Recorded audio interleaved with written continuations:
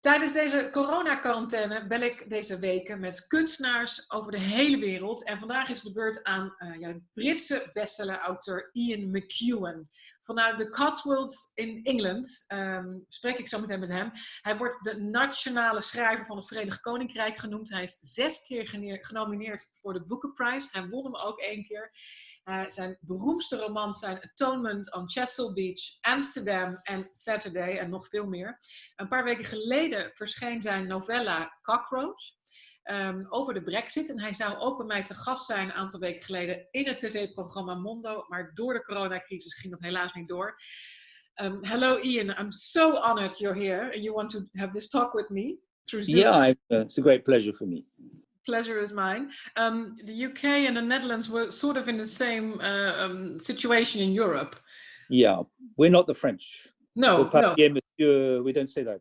No, and there's no words of la guerre against the virus. No, but we might come to this. I mean, it just depends on how obedient the population feels like being. So far, they have proved very, very recalcitrant.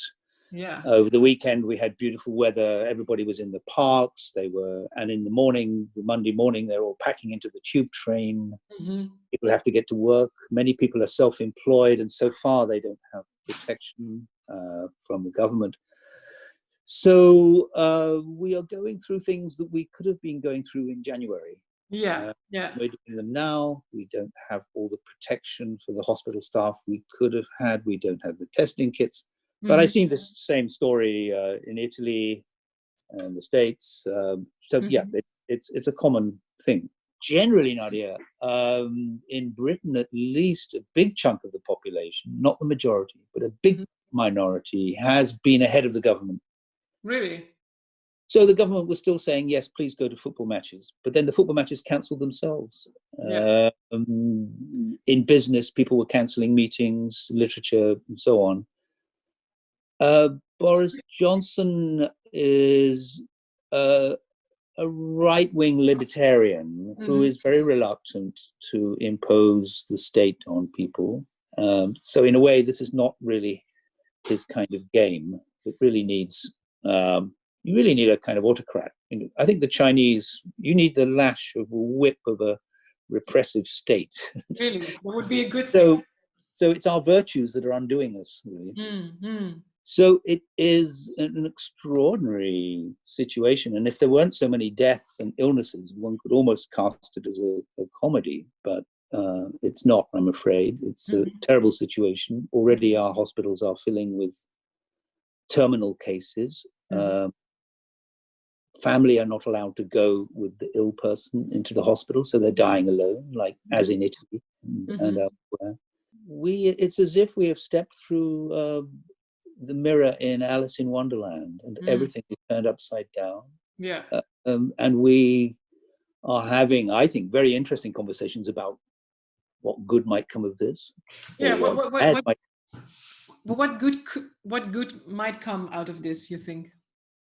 One possibility is that a tiny virus, a 50th the size of a human cell, might reverse the tide of populism that's been sweeping Europe. We might now think again that governments are not the oppressor, but the solution, that the market doesn't provide these solutions. We might start trusting science a little more and experts. But most importantly, we might discover in our crisis that we have to trust to the spirit of neighborliness, of communality, of the common good, and start thinking about the social good again. So that's my best take on it. Yeah, and what's your worst? Worst case is that in 2 years' time there'll be so many novels coming out. Yeah. That we'll be buried in an avalanche of poetry, novels, fiction, symphonies. No, but seriously, it could do the reverse of everything I'm saying. That it could actually, for example, let's say the European Union has not been a hero in this story so far. The Schengen group has fallen apart. Borders have closed. We don't get any sense of Brussels directly from the center. There hasn't been a great deal of collaboration. No.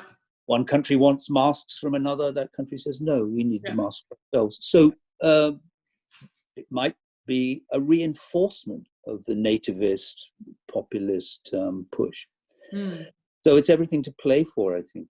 Yeah, and if you look, well, this is Europe, and if you look at the UK, there's been UK has been in this really exhausted, polarized period. Do you think that? How do you think it will affect the UK?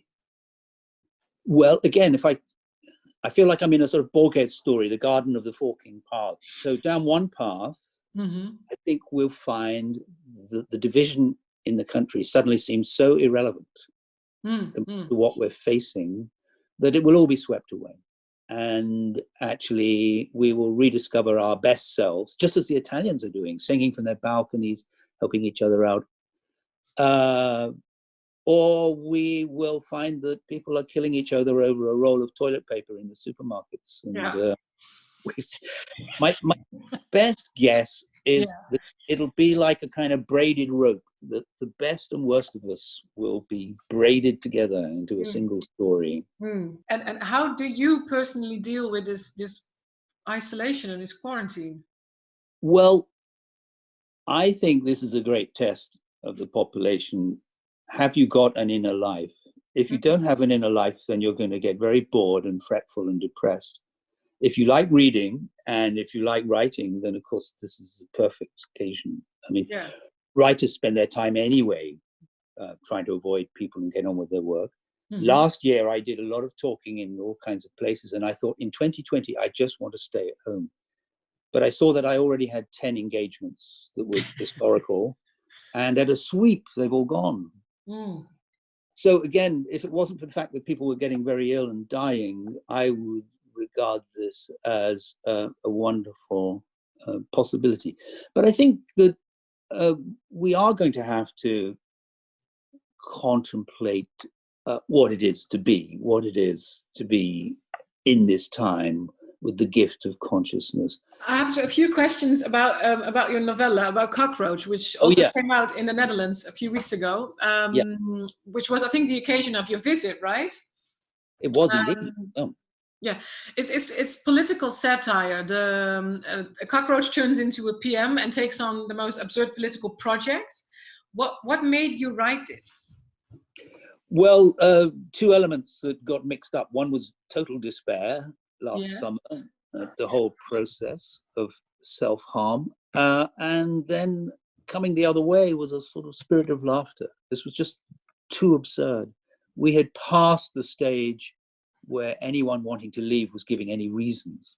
And in fact, when we were having our general election in December, the only real policy that Boris Johnson was speaking of was simply the three words, get Brexit done. Nobody asked why. Why are you doing this? So one of the key scenes of the cockroaches is when the cockroach, as a human, goes to see Angela Merkel and she says, why are you doing this? And the only reason he has is because. Weil. And that's, I think, where we ended. And that's where the laughter crept up on my despair. And I thought I'd just write this absurdist drama. I mean, Kafka's Metamorphosis is in no sense a satire. I mean, it's a sort of step into an extraordinary world. I mean, what's brilliant about it is the first sentence is an incredible dare. You know, after a night of troubled dreams, Gregor Samsa wakes to find himself transformed into etc. Yeah. That's the line of fantasy you cross. But almost immediately, what's Gregor Samsa's first reflection? I'm going to be late for work, he says. Suddenly you're back in the realist tradition. Yeah.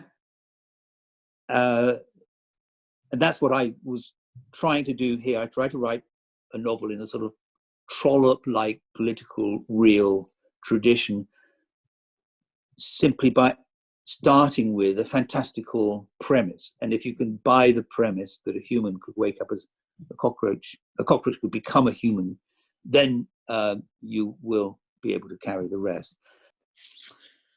Well, thank you for this interview. Thank Okay. you. Bye-bye. Ciao. Bye. Bye.